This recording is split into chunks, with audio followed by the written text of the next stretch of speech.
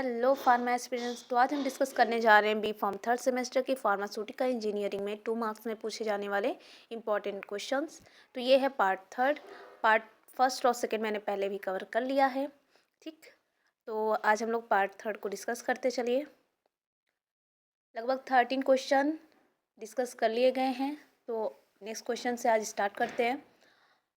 बाल mill is not useful for size reduction of fibrous material explain. जो ball मील है जिसका यूज़ हम साइड रिडक्शन में करते हैं, उसका यूज़ हम फाइब्रस मटेरियल के साइड रिडक्शन में क्यों नहीं करते, उसको बताइए। तो देखिए क्या है कि जो बाल मिल होता है उसमें हम एक मेटल के बॉल का यूज़ करते हैं। मीन्स अगर आपके पास में कोई जैसे कि सॉलिड टाइप का जो कि एकदम ब्रिटल टाइप का कोई मटेरियल है, उसका यहाँ पे साइड रिडक्शन आराम से हो जाएगा। लेकिन जो फाइब्रस मटेरियल होते हैं जिनमें मॉइस्चर होता है, उनका साइड रिडक्शन करने में थोड़ा सा यहाँ पे मेहनत लगेगा। इसलिए यहाँ पे कहा गया है कि जो बाल मिल है उसका यूज़ हम फाइब्रस मटेरियल के साइड रिडक्शन में नहीं करते, क्योंकि ये जो फाइब्रस मटेरियल होते हैं वो जो बॉल होता है, मेटल के बॉल होते हैं, और जो मिल का बॉल होता है वहाँ पे जा करके चिपक जाते हैं। और चिपकने की वजह से वहाँ पे जब इकट्ठा होने लगेंगे, और जिसकी वजह से जो साइड रिडक्शन का जो प्रोसेस है उसको भी कम कर देते हैं। ठीक है, चलिए नेक्स्ट क्वेश्चन पे आ जाते हैं। Right use of super centrifuge. Super centrifuge का यहाँ पे आपको यूज़ लिखना है। तो देखिए क्या है सुपर सेंट्रीफ्यूज का यूज़। इसका यूज़ हम फार्मास्यूटिकल और बायोटेक में करते हैं। यहाँ पे क्या है, जो सुपर सेंट्रीफ्यूज है उसका यूज़ यहाँ पे सेपरेशन के लिए किया जाता है। सेपरेशन प्रोसेस के लिए यहाँ पे किया जाता है। तो यहाँ पे क्या रहेंगे कि अगर लिक्विड मटेरियल है वहाँ से अगर हमें सॉलिड को सेपरेट करना है, लिक्विड से सॉलिड को सेपरेट करना है, तो वहाँ पे हम इसका यूज़ करते हैं। तो ये जो आपका सुपर सेंट्रीफ्यूज है, सेंट्रीफ्यूज का मतलब क्या है, यहाँ पे सेंट्रीफ्यूगल फोर्स का यूज़ किया जाएगा। ठीक है, तो इसका यूज़ फार्मास्यूटिकल और बायोटेक इंडस्ट्री में किया जाता है। मीन्स अगर आप कोई प्रोडक्ट बना रहे हैं तो वहाँ पर इसका यूज़ किया जाएगा। फॉर द एग्जांपल के तौर पे आपका वैक्सीन हो गया, अगर वहाँ पे आप वैक्सीन को बना रहे हैं तो यहाँ पे इसका यूज़ होता है। दूसरी चीज़ है फूड और बेवरेज इंडस्ट्री में इसका यूज़ होता है। केमिकल इंडस्ट्री में भी इसका यूज़ किया जाता है। और उसके अलावा जो लेबोरेटरी रिसर्च है वहाँ पर भी इसका यूज़ किया जाता है फॉर द सेपरेशन प्रोसेस। ठीक, नेक्स्ट क्वेश्चन देखिए क्या है। What is free moisture content. Free moisture content क्या होता है। फ्री मॉइस्चर कंटेंट क्या होता है, मीन्स यहाँ पे जो वाटर है, कोई मटेरियल है, उस मटेरियल के अंदर जो वाटर है वो एक्सेस अमाउंट में प्रेजेंट है। ठीक, और ये जो वाटर का कंटेंट है एक्सेस अमाउंट में, उसको हम आसानी से या तो हीट दे करके या टेम्परेचर के थ्रू हम आसानी से यहाँ पे इवापोरेशन के थ्रू यहाँ पे उस मॉइस्चर को हटा सकते हैं। तो देखिए क्या लिखा है, free moisture content is the amount of water in a material that is in excess of its equilibrium moisture content. Means जो इक्विलिब्रियम मॉइस्चर कंटेंट मीन्स जितना मॉइस्चर होना चाहिए उससे ज़्यादा यहाँ पे एक्सेस अमाउंट में आपको ये वाटर का जब कंसनट्रेशन वहाँ पे आपको देखने को मिलेगा तो वो कहलाएगा फ्री मॉइस्चर कंटेंट। मीन्स जो कि आपको एक्स्ट्रा में यहाँ पे अवेलेबल होता है मॉइस्चर। ठीक, it represent the moisture of content that can be remove by drawing under specific environmental condition. Means आप नॉर्मली यहाँ पे उसको रिमूव कर सकते हो थ्रू द ड्राई प्रोसेस। ठीक, नेक्स्ट क्वेश्चन देखिए क्या है। Describe attrition and impact. Attrition क्या है और इम्पैक्ट क्या है उसको बताइए। एट्रीशन और इम्पैक्ट दोनों एक तरीके का मैकेनिज्म है जो कि साइड रिडक्शन प्रोसेस में इन्वॉल्व होते हैं। यहाँ पे देखिए एट्रीशन क्या होता है। यहाँ पे साइड रिडक्शन जब रबिंग और शेयरिंग एक्शन के थ्रू होता है, मीन्स फ्रिक्शन करके। जब यहाँ पे क्या रहेगा कि आपके पास में दो मटेरियल है और उन दोनों मटेरियल के बीच में क्या हो रहा है, फ्रिक्शन हो रहा है। फ्रिक्शन की वजह से अगर उसमें साइड रिडक्शन होगा तो उसे कहेंगे यहाँ पे एट्रीशन हो रहा है। ठीक, यहाँ पे कौन सा मैकेनिज्म लगा है, एट्रीशन का मैकेनिज्म। और यहाँ पे एक मशीन का नाम भी लिखा है बाल मिल, तो उसका हम यूज़ करते हैं। तो ये किस मैकेनिज्म पे काम करते हैं, एट्रीशन और इम्पैक्ट दोनों मैकेनिज्म पे काम करते हैं। मीन्स एट्रीशन में क्या होगा कि साइड रिडक्शन होगा थ्रू द फ्रिक्शन। ठीक, नेक्स्ट में देखिए क्या है, यहाँ पे क्या होगा इम्पैक्ट में। यहाँ पे क्या होगा कि जब किसी मटेरियल के ऊपर बार बार उस पर मीन्स प्रहार किया जाएगा, बार बार उस मटेरियल पर घाव किया जाएगा, जिसकी वजह से वहाँ पे साइड रिडक्शन होगा। जैसे कि चीनी हथौड़े के थ्रू क्या होता है, किसी मटेरियल पे बार बार वहाँ पे मारा जाता है तो वहाँ पे साइड रिडक्शन होता है। वैसे ही एक हैमर मिल होता है जिसमें ढेर सारे हैमर्स लगे होते हैं, और बार बार वो जो हैमर्स होते हैं वो उस मटेरियल पर इम्पैक्ट करने का काम करते हैं। मीन्स बार बार उस पर घाव करते हैं, जिसकी वजह से क्या होता है, उसमें साइड रिडक्शन होता है। तो यहाँ पे देखिए कुछ इक्विपमेंट के नाम है हैमर मिल और बाल मिल। ठीक, नेक्स्ट क्वेश्चन पे आइए। Name any two mechanism of size separation. Size separation के कोई दो मैकेनिज्म बताइए। यहाँ पे साइज सेपरेशन के अलग अलग टेक्निक्स है। ठीक, यहाँ पे देखिए मीन्स मैकेनिज्म की बात हो रही है तो एजिटेशन, ब्रशिंग और सेंट्रीफ्यूगल फोर्स, तीनों के थ्रू यहाँ पे हम साइज सेपरेशन कर सकते हैं।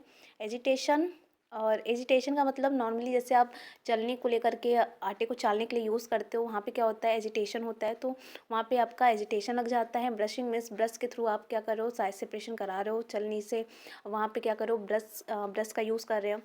ठीक, और सेंट्रीफ्यूगल फोर्स के थ्रू भी होता है, यहाँ पे सेंट्रीफ्यूगल फोर्स लगेगा तो उसके थ्रू भी यहाँ पे हम साइज सेपरेशन कर सकते हैं। तो आपको यहाँ पे कोई दो मैकेनिज्म याद कर लेना है। ठीक, नेक्स्ट क्वेश्चन पे आ जाइए। Compare heat interchanger and heat exchanger. Heat interchanger और एक्सचेंजर के बीच में यहाँ पे आपको थोड़े से कंपेयर करने हैं, मीन्स क्या डिफरेंस है आप ये बताइए। हीट एक्सचेंजर में क्या होता है कि आपके पास में कोई दो लिक्विड रहेंगे और वो दोनों लिक्विड जैसे कि क्या है कि अलग अलग पाइप में फ़्लो करेंगे और दोनों लिक्विड ही सेपरेट आउट है किसी एक सॉलिड वॉल के थ्रू। ठीक, मान के चलिए आपके पास में दो पाइप है जो घर में नॉर्मली है, तो वहाँ पे क्या होता है कि उन दोनों पाइप में पानी आ रहा है जा रहा है। ठीक, एक में आपका गर्म पानी है और एक में आपका ठंडा पानी है। ठीक, तो यहाँ पे क्या हो रहा है कि जब गर्म पानी के थ्रू जो हीट है वो ठंडे पानी में जब एक्सचेंज होता है, मीन्स वहाँ पे वो जो हीट का यहाँ पर एक्सचेंज हो रहा है, ट्रांसफ़र हो रहा है, उसी को हम कह रहे हैं हीट एक्सचेंजर। मीन्स यहाँ पे देखिए क्या लिखा है, any device design to efficiently transfer thermal energy from one fluid to another usually through a separating solid wall. मतलब यहाँ पे ऐसा इक्विपमेंट जो क्या करता है कि अपनी थर्मल एनर्जी, अपनी हीट को ट्रांसफ़र करता है एक लिक्विड से दूसरे लिक्विड, जैसे गर्म पानी से ठंडे पानी का भी गर्म हो जाना या ठंडे पानी की वजह से गर्म पानी का ठंडा हो जाना, मीन्स ये दोनों तरीके का हो सकता है। अब हीट यहाँ पे एक्सचेंज हो रहा है, अब वो डिपेंड करता है कि क्या टेम्परेचर है और क्या कंडीशन है, उस हिसाब पे डिपेंड करता है। तो यहाँ पे क्या होगा कि हीट का जो ट्रांसफ़र हो रहा है एक लिक्विड से दूसरे लिक्विड में, लेकिन वहाँ पे दोनों के दोनों लिक्विड सेपरेट आउट है किसी सॉलिड वॉल के थ्रू, तो ये कहलाता है क्या, हीट एक्सचेंजर। लेकिन हीट इंटरचेंजर में क्या होता है, यहाँ पर दोनों लिक्विड अलग अलग मीन्स अलग अलग पाइप में नहीं होंगे, अलग अलग किसी सिस्टम में नहीं होंगे। यहाँ पे हो सकता है कि वो लिक्विड उसके अंदर मिक्स भी हो सकता है या उसके साथ में डायरेक्ट इंट्रैक्शन हो सकता है। मान के चलिए अगर आपके पास में कोई ठंडा लिक्विड है और उसमें मैंने कोई स्टीम जो कि भाप होता है, अगर उसको वहाँ पे डाल दिया जाए तो उसके थ्रू क्या होता है वहाँ पे भी जो आपका ठंडा पानी होगा वो भी क्या हो जाएगा, गर्म हो जाएगा। मीन्स यहाँ पे इंटरचेंजर का ज़्यादा डिफरेंस नहीं है, इंटरचेंजर एक्सचेंजर का ही एक टाइप है। यहाँ पे क्या होता है कि लिक्विड्स यहाँ पे जो हीट का ट्रांसफ़र है एक लिक्विड से दूसरे लिक्विड में, लेकिन यहाँ पे क्या होगा कि जो आपका मटेरियल है वो क्या हो सकता है कि डायरेक्ट या तो उस फ्लूइड के साथ में मिक्स हो सकता है या तो उसके साथ में इंटरेक्ट हो सकता है। ठीक, तो हीट इंटरचेंजर और हीट एक्सचेंजर में ज़्यादा डिफरेंस नहीं है, तो एक बार देख लीजिएगा। ठीक, नेक्स्ट क्वेश्चन पे आ जाते हैं। Name the material comes under inorganic and organic non metals. यहाँ पे आपको उस मटेरियल का नाम लिखना है जो कि आपके इनऑर्गेनिक और ऑर्गेनिक नॉन मेटल्स में आते हैं। देखिए क्या है, इनऑर्गेनिक नॉन मेटल्स में सल्फर, फास्फोरस, हैलोजन ये सारे एलिमेंट्स हैं, और कंपाउंड में आपके सिरेमिक्स, ग्लास, प्लास्टिक और कार्बन डाइऑक्साइड जो कि एक गैस है। ठीक, तो ये चीज़ें आपकी इनऑर्गेनिक नॉन मेटल में आती है, और ऑर्गेनिक नॉन मेटल में rubber, latex, wood, coal, petroleum, fabrics, fat, sugar and protein ये सारे आ जाते हैं। ठीक, चलिए नेक्स्ट क्वेश्चन पे आ जाते हैं। What is convective and diffusing mixing. Convective और डिफ्यूजिंग मिक्सिंग क्या होता है इसके बारे में बताइए। एक सिंपल सा एग्जांपल, जब आप घर पे कभी भी खाना बनाते हैं, मीन सब्जी बनाते हैं, तो वहाँ पे क्या होता है कि जब आप कलछली का यूज़ करते हैं तो उसका यूज़ क्या होता है कि जो आपका मटेरियल है उसको पूरी तरीके से मिक्स करना, मीन्स आप उसको अ, एक साइड से मूवमेंट कराते हो और दूसरे साइड पे लेकर जाते हो। ठीक, कन्वेक्टिव मिक्सिंग में सेम टू सेम यही होता है कि यहाँ पे आपने क्या किया है कि आपने जो बल्क मूवमेंट में, यहाँ पे क्या होता है, जो बल्क मूवमेंट में किसी मास या मटेरियल को हम यहाँ पे क्या कराते हैं, एक प्लेस से दूसरे प्लेस की साइड पे वहाँ पे मूवमेंट जब हम कराते हैं तो उसको कहते हैं कन्वेक्टिव मिक्सिंग। मीन्स यहाँ पे जब हमें मिक्सिंग करना है तो मूवमेंट का होना यहाँ पे कंपलसरी है, वो भी बल्क अमाउंट में होना चाहिए, ठीक है। लेकिन डिफ्यूजिव मिक्सिंग में क्या होता है, यहाँ पे क्या करते हो, अब मान के चलो आपने सब्ज़ी बना रहे हो और उस पर क्या किया, नॉर्मली आपने नमक को ऊपर से डाल दिया लेकिन वहाँ पे मिक्सिंग नहीं किया, तो वहाँ पे क्या होगा कि जो नमक होता है वो धीरे धीरे डिफ्यूज़न प्रोसेस के थ्रू पूरे सब्ज़ी में जा कर के मिक्स हो जाता है। तो यहाँ पे डिफ्यूजिव मिक्सिंग क्या है, यहाँ पे रैंडम मोशन होगा किसका, इंडिविजुअल पार्टिकल्स का, ताकि वो जा कर के वहाँ पे अपने आप को पूरी तरीके से मिक्स कर लें, ठीक। तो कन्वेक्टिव मिक्सिंग और डिफ्यूजिव मिक्सिंग में ज़्यादा डिफरेंस नहीं था, ठीक। नेक्स्ट क्वेश्चन देख लीजिए, लास्ट है ये, differentiate between bound moisture and unbound moisture. Bound moisture और अनबाउंड मॉइस्चर क्या होता है। बाउंड का मतलब क्या है, ऐसा मॉइस्चर जो कि बंधा हो, और अनबाउंड ऐसा मॉइस्चर जो कि फ्री फॉर्म में हो। तो बाउंड का मतलब ये है जैसे कि आपके सेल वॉल है और उस सेल वॉल के अंदर जो वाटर प्रेजेंट है, जो अंदर उसके अंदर मॉइस्चर है, वो कहलाता है बाउंड मॉइस्चर। जैसे bound moisture is water chemically और physically held within a material structure.